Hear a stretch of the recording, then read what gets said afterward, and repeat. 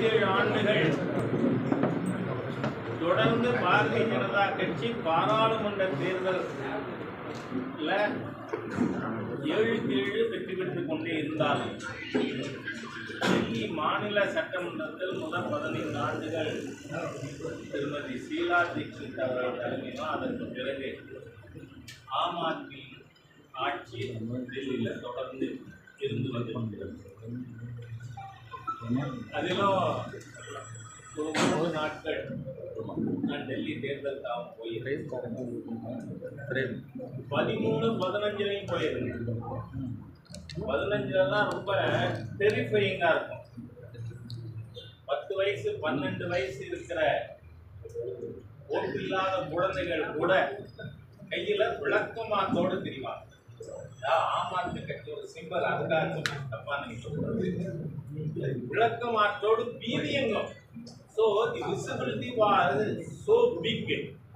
ஆனால் இந்த தரம் போன பொழுது ஆம் ஆத்மி கட்சிக்கு விசிபிலிட்டி இல்லை. அதனால தான் 3ஆம் தேதியே நான் டெல்லியிலிருந்து மதுரை திரும்பிய உடனே பத்திரிகை நண்பர்களுக்கு சொன்னேன், தலைநகரில் தாமரையின் ஆட்சி வருகிறது. இந்த மாற்றம் ஏனென்றால் பிஜேபியோட பாப்புலர் ஓட்டுலையும் ஏற்கனவே நாம் 1993 வெற்றி பெற்ற பொழுது பாரதிய ஜனதா கட்சி பெற்ற வாக்குகள் 43%. ஆனால் இன்னைக்கு 48% தொட்டிருக்கிறது. பாப்புலர் ஓட்டும் பிஜேபிக்கு அதிகம், சீட்டுகளும் அதிகம். என்ன காரணம்? அதுவும் 2015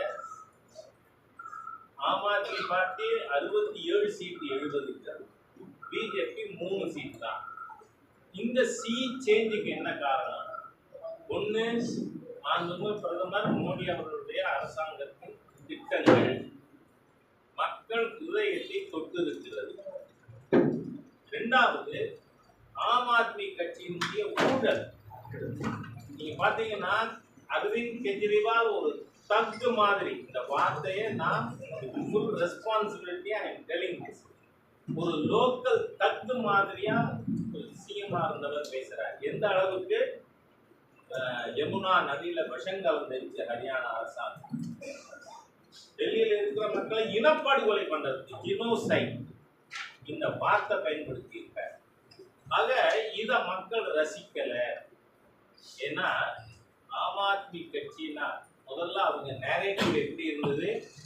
கேம்பு, மப்ளர், ஹவாய் சப்பல் தானே கெஜ்ரிவாலுக்கு இமேஜ் கொடுத்தது. அவங்க நேரேட்டிவ் இதுதானே. இன்னைக்கு என்ன? கெஜ்ரிவாலோட பாத்ரூம், டாய்லெட், பேன், தங்க பிளேட். எங்க இருந்து எங்க ஊழல்லையும். அதுவும் நீங்க பாத்தீங்கன்னா ருமேனியாவில் கம்யூனிஸ்ட் ஆட்சி தூக்கி எறியப்பட்டது இந்த மாதிரி சூழ்நிலை. ஆக கெஜ்ரிவாலோட வீட்டில் டாய்லெட் 33 லட்சம் ரூபாய்க்கு, அதில் டாய்லெட் பேனோட பிளேட்டு அந்த பிளேட், அந்த அளவுக்கு ஊழல். அதே மாதிரியா சாராய எக்ஸைஸ் டியூட்டி ஸ்கேம் நிரூபிக்கப்பட்டது. அதுல கூட இப்ப ஆரம்பிச்சிருவாங்க, எலக்ட்ரானிக் voting மிஷின்ல கோளாறு, சிபிஐ எங்க டோர் ஸ்டெப்ல நின்னுது, இந்த என்ஃபோர்ஸ்மெண்ட் டைரக்டரேட் நின்னுது, கெஜ்ரிவால் ஜெயிலில் வச்சுட்டாங்க. இந்த சாராய ஊழல் பற்றி கம்ப்ளைண்ட் கொடுத்ததே காங்கிரஸ். அந்த காங்கிரஸ் கட்சியினுடைய கம்ப்ளைண்டின் மீது அந்தந்த டிபார்ட்மெண்ட், இடி டிபார்ட்மெண்ட் போன்றது அவர்கள் எடுத்த நடவடிக்கை. இதுக்கும் பாரதிய ஜனதா கட்சி மத்திய அரசாங்கத்துக்கும் எந்த தொடர்பும் இல்லை. நான் இது பற்றி எல்லாம் பேசிட்டே இருந்தேன். குறிப்பா ஒருத்தருக்கு வாழ்த்து சொல்ல மறந்துடக்கூடாதுன்றதுனால அதை சொல்றேன். 0 MLAல ஹேட்ரிக் வாங்கின ராகுல் காந்தி மனமார்ந்த வாழ்த்துக்கள். 0 MLAல ஹேட்ரிக். ஆக அந்த அளவுக்கு Congress is totally wiped out in Delhi. ஏன்னா பார்லிமெண்ட்ல பேசுறேன், நான் பிஜேபி RSS மட்டும் எதிர்க்கல, I fight the Indian state. அவர் இந்தியன் கவர்மெண்ட்னு சொல்லி இருந்தா I can understand. You have got every right. ஆனால் இந்த தேசத்தை எதிர்ப்பார். They want to fight the Indian state. ஆகவே அந்த அளவுக்கு தேச துரோகியாக முழுமையாக மாறிப்போன ஒரு காங்கிரஸ் கட்சி இன்னைக்கு டெல்லியில துடை தெரியப்பட்டிருக்கிறது. 3வது முறையா 0 எம்எல்ஏல ஹேட்ரிக் வாங்கியிருக்கிற தலைவர் தான் ராகுல், பிரியங்கா, வாட்ரா அண்ட் கம்பெனி அப்படிங்கிறது நமக்கு தெரிஞ்சிருக்கு. ஆகவே இன்னைக்கு டெல்லியில் ஏற்பட்டிருக்கின்ற ஒரு கன்சாலிடேஷன், ஏன்னா ஒரு முழுக்க பொறுப்பற்ற மிக மோசமான ஒரு மனிதர், ஒரு அரசியல் தலைவர் இப்படி இருக்கக்கூடாதுங்கிறதுக்கு யாராவது முதல் உதாரணம் சொன்னோம்னா நிறைய பேர் இருக்காங்க. நம்ம தமிழ்நாட்டில் இருக்கோம், இருக்கு. ஆனால் இருந்தாலும் நேஷனல் லெவலில் இப்படி ஒருவர் அரசியல் தலைவராக இருக்கக்கூடாதுங்கிறதுக்கு உதாரணமாக இருந்திருக்கிற ஒரு சீஃப் மினிஸ்டராக இருந்தவர் கெஜ்ரிவால். விஷம் கலந்துச்சுன்னு சொல்லாமா பக்கத்து மாநிலம் நதியில் ஊழல் இவ்வளவு செஞ்சுட்டு அதுலேயும் இந்த ஊழல் பணத்தில் எக்ஸைஸ் டியூட்டி ஸ்கேண்டலில் வந்த 100 கோடி கோவாவில் கட்சி செலவு செஞ்சிருக்கு. ஆக இதெல்லாம் ஓப்பனாக தெரிஞ்ச பிறகு டெல்லி மக்கள் ஒரு திருடமான முடிவு, உறுதியான முடிவு எடுத்திருக்கிறார்கள். அதனால் பத்திரிகை நண்பர்கள் மூலமாக டெல்லி வாக்காளர் மக்கள் இந்த தேர்தலில் நான் பார்த்தேன். அதோட நம்ம தமிழக ஊடகத்தை சேர்ந்தவங்க நீங்கள் அப்படிங்கிறதுனால உங்களோட அந்த மகிழ்ச்சியான விஷயத்தை பகிர்ந்து கொள்ளவும் நான் தமிழர் என்கிளேவ்னே ஒரு இடம் பாலம் தொகுதியில் அந்த ஏரியாவுக்கு பேர் தமிழர் என்கிளேவ். அந்த தமிழர் என்கிளேவ்ல மிகப்பெரிய எழுச்சியை பார்த்தேன். நானும் மாநில தலைவர் திரு அண்ணாமலை அவர்களும் வீதி வீதியாக போனோம். எல்லா வீதி வீதியாக தமிழ் மக்கள் நாங்கள் தாமரைக்கு தமிழ் அப்படிங்கிற அளவுக்கு நம்ம தமிழ் மக்கள் இருக்கின்ற தொகுதியெல்லாம் கூட பாரதிய ஜனதா கட்சி ஆட்சி மாற்றுவதற்காக வாக்களித்திருக்காங்க. அந்த கண்ணால் பார்க்க முடியுது. அதனால் மகிழ்ச்சி பகிர்ந்து நீங்கள் பிப்ரவரி 14, 1998 பாரத தலைவர் திரு எல்.கே. அத்வானி அவர்கள் இங்கே கோவையிலே தேர்தல் பிரச்சாரத்துக்கு வந்தப்ப அவரை டார்கெட் பண்ணி 13 இடங்களில் சீரியல் பாம் பிளாஸ்ட் நடந்தது. அதில் 59 பேர் இறந்து போனார்கள். 200 பேருக்கு மேல் அங்கே உடனே அபிஷேகம் அந்த மாதிரி இருக்கிற ஒரு மோசமான சூழ்நிலை. அன்றைக்கு சீனியர் ஸ்டேட் ஆஃபீஸ் டைரக்டர் இருந்ததே ஹெச்ராஜா தான். நல்லா போராட்டம் பார்த்துருக்கேன். ஆஸ்பத்திரிக்குள்ளே போகும்போது நீங்கள் பார்த்தீங்கன்னா கதையும் எலும்பும் ரத்தமும் ஆறாக ஓடி போய் கொண்டு இருக்கிற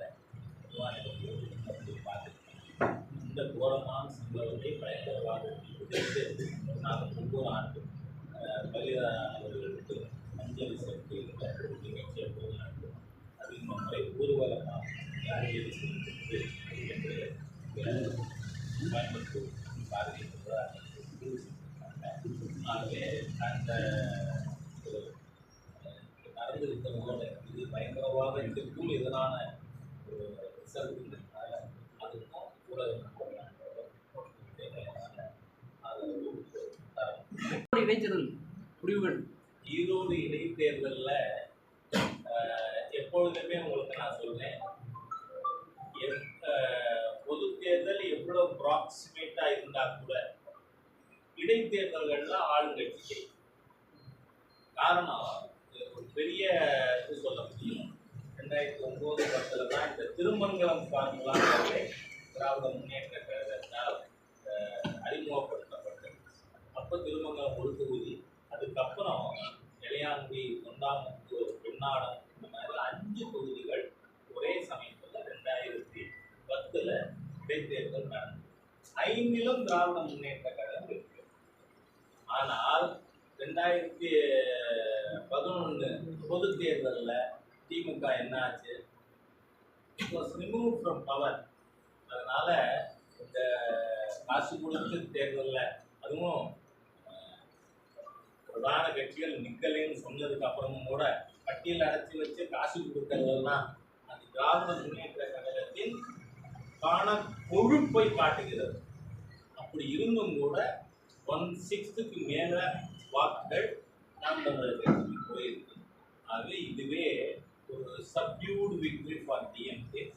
அது 26 என்ன நடக்கும் என்பதற்கு இப்பொழுது மக்கள் கோடிட்டு காட்டியிருக்கிறார். டெல்லி தேர்தல் முடிவு வந்து தேசத்திற்கான பின்னடைவா பார்க்கப்படுகிறதுன்னு இந்தியா கூட்டணி தலைவர்கள் ஈகோவை தள்ளி வச்சுட்டு ஒன்று சேர வேண்டிய ஒரு தருணமாகவும் இந்த டெல்லி தேர்தல் முடிவுகளை காட்டுது. அதாவது இந்திய கூட்டணியில் இருக்கிற எல்லா கட்சியின் மீதும் செல்வாக்கு மிக்க ஒரு தலைவர் தமிழ்நாட்டில் இருக்கார் அப்படிங்கிறது எனக்கு நியூஸ். என்ன இருக்கு ரீச் இருக்கு நான் கேட்கிறேன்.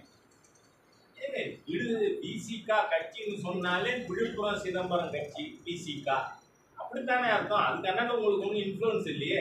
அப்படி இருக்கும்பொழுது ஊரை கூட்டி நாடளவுல பஞ்சாயத்து பண்ணி இவங்க எல்லாரையும் ஒன்னாக்கணும், ஈகோ விடணும்னு என்ன பேச்சு? நீங்க இருக்கிறனா அரசியல் ரீதியா சொல்றேன், புல்லு முளைச்சுப்போம்.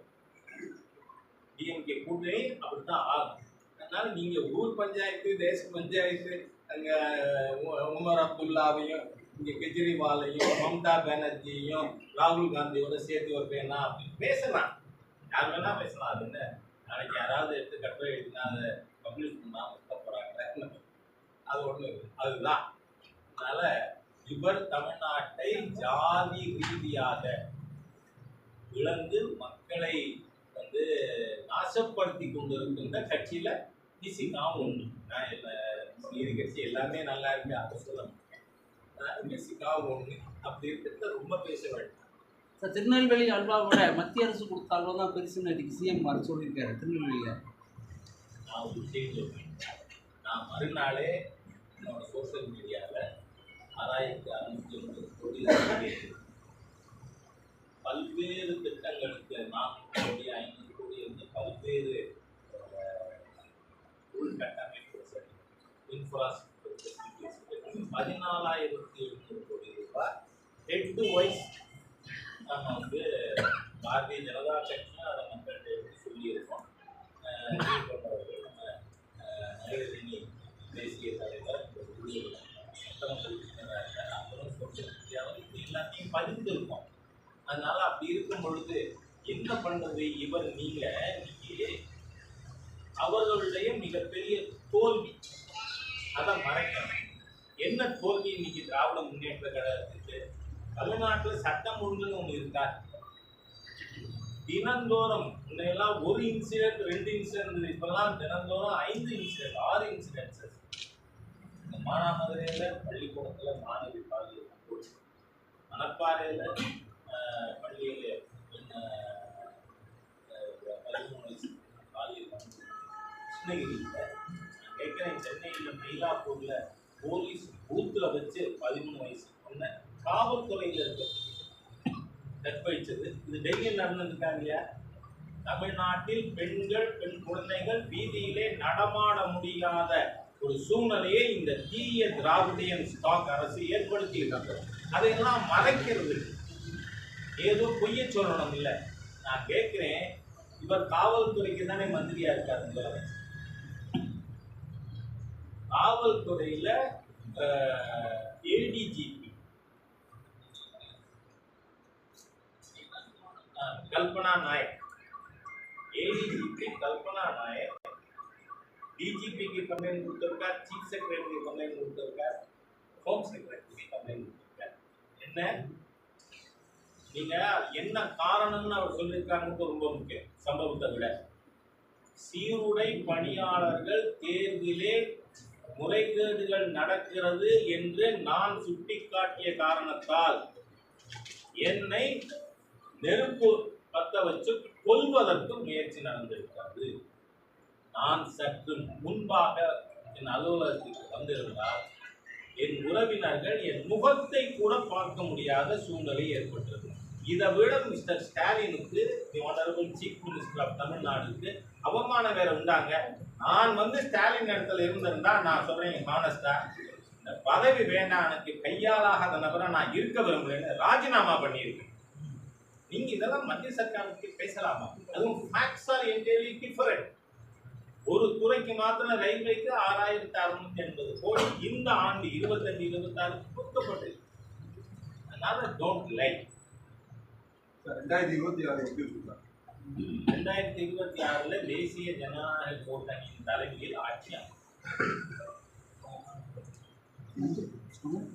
கூட்டணியில முக்கிய கட்சிகள் ஏதாவது நம்ம வாய்ப்பு முக்கியமான முக்கிய கட்சிகள் அதாவது அதிமுகவுடன் கூட்டணி ஏற்படுவதற்கான வாய்ப்புகள் நான் என்ன சொல்றேன், என்னை மிகவும் நன்காக அறிந்த நண்பர் இப்படி கேள்வி என்கிட்ட கேட்கலாமா? ஏன்னா நான் பிஜேபி நிர்வாகியா 35-36 ஆண்டுகளாச்சு. டிஸ்ட்ரிக்ட் பிரசிடென்ட் அண்ட் இன்னைக்காவது நான் கூட்டணி பற்றி நான் பேசியிருக்கேன். ஏன்னா it is domain of parliament board. Parliament board இன்னென்ன கட்சியும் என்டிஏல இருக்கும் அப்படின்னு அவங்க சொன்னா அவர்களோடு இணைந்து மக்களை அணுக வேண்டிய ஒரே வேலை தான் எங்களுக்கு இருக்குது. அதனால கூட்டணியில யார் இருப்பார் சொல்லலாம். பாஜக முக்கிய தலைவர்கள் எல்லாருமே வந்து அதிமுக கூட்டணியில் மட்டுமே பாஜக தலைமையிலான கூட்டணி வெற்றி பெறும் அப்படின்ற மாதிரி சகோதரி வானதி அவர்கள் இருக்காங்க, இந்த பக்கம் ஸ்டேட் செக்ரட்டரி இருக்காங்க. நாங்க எல்லாரும் இருக்கிறது தான் சொல்றேன். அதனால இது வந்து too much of hair splitting is unnecessary. திருப்பரங்குன்ற விவகாரத்தில் மக்கள் எல்லாமே ஒற்றுமையாக இருக்காங்க. பாஜக இது முன்னாடி போன்ற அமைப்புகள் தான் வந்து கலவரத்துக்கு உண்டாக்குறது சொல்லி சமூக வலைதளத்தில் யார் பேசினா பொதுமக்கள் பேட்டி கொடுத்தது வடிவமைப்பிருக்காங்க. பாருங்க, நான் 10 பேருக்க வந்து திராவிட முன்னேற்ற கழக அரசு தான் இது எல்லாத்துக்கும் காரணம்னு பேட்டி கொடுத்து சொல்லலாம். இதெல்லாம் இல்லை. நான் என்ன சொல்றேன், அங்க என்ன கிரக்ஸ் ஆஃப் தி இஷ்யூ என்ன? மேல தர்கா இருக்குன்னு சொல்றீங்க, நான் அதுவே இல்லைன்னு சொல்றேன். காரணம் என்ன? நான் சொல்லல, தமிழக ஸ்டாலின் தலைமையிலான திராவிட முன்னேற்ற கழக அரசு சொல்லுது. சுற்றுலாத்துறையினுடைய ப்ரௌசர், அந்த ப்ரௌசர் ஏற்கனவே நான் என்னோட சமூக வலைதளத்தில் எக்ஸ் வலைதளம் ஃபேஸ்புக்ல போட்டிருக்கேன். அதுல என்ன சொல்லியிருக்கீங்க? சிக்கந்தர் பாதுஷாவினுடைய கல்லறை கோரிப்பாளையத்தில் இருக்கின்ற மசூதிக்குள் இருக்கிறது அப்படின்னு நீங்க கொடுத்துருக்க கவர்மெண்ட் கொடுத்துருக்கிற இன்ஃபர்மேஷன். அப்போ அங்க திருப்பரங்குன்றத்துல மலை மீது தர்கா இருக்க வாய்ப்பு இருக்கா? இல்லை. ஒண்ணு. ரெண்டாவது, சிக்கந்தர் எப்படி கொல்லப்பட்டார்? குமார கம்பன்கிற விஜயநகர பேரரசு மன்னர் படையெடுத்து வந்து 24 மணி நேரத்தில் இஸ்லாமிய ஆட்சியை அழித்தார். அப்போ உயிருக்கு பயந்து மலை மீது ஏறிய சிக்கந்தரை மேலே ஏறி சென்று குமார கம்பன் வதம் செய்தார். இது எச் ராஜா சொல்ல வேண்டாம். அது என்ன கல்லர் கோட்டமா காவல் கோட்டம். நம்ம கம்யூனிஸ்ட் எம்பி சு வெங்கடேசன் அவர் எழுதியிருக்கிற புத்தகத்தில் அவரே நரேட் பண்ணியிருக்கார். சரி, நாயக்க மன்னர்கள் கிட்டத்தட்ட சிக்கந்தர் பாதுஷாவுக்கு பிறகு 300-400 வருஷம் அவர்கள் தான் ஆட்சியில் இருந்திருக்காங்க. அவர்கள் ஆட்சியில் இருந்தப்ப இவங்க கந்தர் மலையில் ஏறி இது கட்டியிருக்க முடியுமா? இல்லை. ரெண்டாவது, ஒன்று கவர்மெண்டே சொல்லிடுச்சு. என்ன சொல்றாங்க? ஏற்கனவே இருந்த ஒரு கட்டிடம், அது வசந்த மண்டபமா என்ன தெரியாது, அதைத்தான் பிற்காலத்திலே இவர்கள் தர்கா என்று சொன்னார்கள். இதெல்லாம் ஏற்கனவே இருக்கிற லிட்ரேச்சர். கிரக்ஸ் ஆஃப் இஷ்யூக்கு வருவோம். 1915-16 இந்த தர்காவின் மேனேஜ்மெண்ட்ல இருக்கக்கூடியவர்கள் அவங்க தர்காவை விஸ்தீர்ணப்படுத்துவதற்கு கீழிருந்து கல்ல அந்த மலையோட கல்லை அதை வெட்டி கொண்டு போக முயற்சி மேற்கொள்கிறார்கள். அன்னைக்கு மீனாட்சி அம்மன் கோயிலோட நிர்வாகி தான் திருப்பரங்குன்றம் கோவிலையும் நிர்வாகம் செய்தார்கள். அவர்கள் இதற்கு ஆட்சேபம் தெரிவிக்கிறார்கள். அதனால 1915 அன்னைக்கு இருந்த பிரிட்டிஷ் கலெக்டர் அவர் நெகோசியேட் பண்ணி பார்க்கிறார். நான் இதுக்கு ஒரு அரசாங்கத்துக்கு தெரிவிக்கிறார் பிரிட்டிஷ் கவர்மெண்ட், நான் நெகோசியேட்டர் செட்டில்மெண்ட்டுக்கு முயற்சி பண்ணுறேன். இட் வாஸ் அலவுட், ஆனால் தே ஃபெயில். அதனால என்ன ஆகுது? அது டிஸ்ட்ரிக்ட் கோர்ட்டுக்கு வரும். டிஸ்ட்ரிக்ட் கோர்ட்ல verdict the whole mountain belongs to Murugan. Murugan பெருமானுக்கு இந்த மலை சொந்தம். ஆனா அங்க இருக்கிற தர்காவை அந்த ஜட்ஜ்மெண்ட்லயே என்ன தெரியும், அதை இப்ப இருக்கிற ஸ்டேட்டஸ் குவா அன்னைக்கு இருந்தபடியே அதை பராமரிக்க வேண்டும் அப்படின்னு ஜட்ஜ்மெண்ட் வரும். அதுக்கு எதிராக ஹைகோர்ட்டுக்கு போறாங்க.